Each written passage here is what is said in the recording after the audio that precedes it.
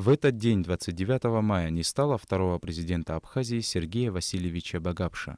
Яркий и мудрый политик, решительный и волевой человек. Сергей Багапш был настоящим патриотом Абхазии. Пройдя вместе с народом через самые сложные испытания, политик сыграл выдающуюся роль в истории своей страны. Будучи президентом в тяжелое время, послевоенное время, после Владислава Григорьевича, была блокада, было много проблем, связанных с социально-экономическим развитием, была реальная угроза возобновления боевых действий со стороны Грузии.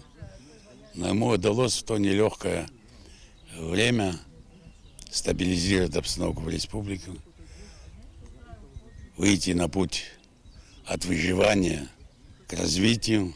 Его хозяйственность, его умение ладить с людьми, находить политический консенсус среди политических сил.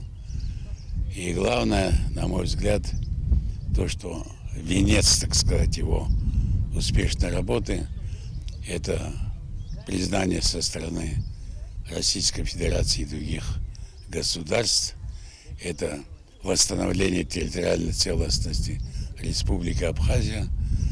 И этим, и многими своими делами он оставил в истории большой след и остался в памяти народной как один из ярких образцов служения своему народу. Жизненный путь Сергея Васильевича изобиловал крутыми поворотами судьбы.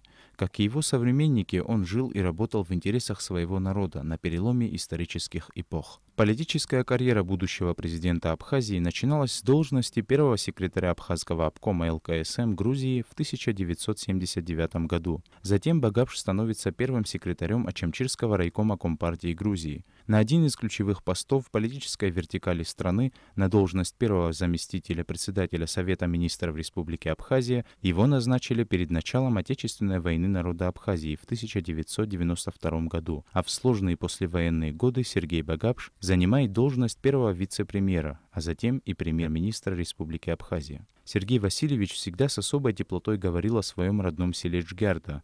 Приезжал сюда каждые выходные, любил заниматься хозяйством и проводить время со старейшинами. Как говорят все, кто его близко знал, Сергей Багапш никогда не переставал быть простым крестьянином, человеком из народа.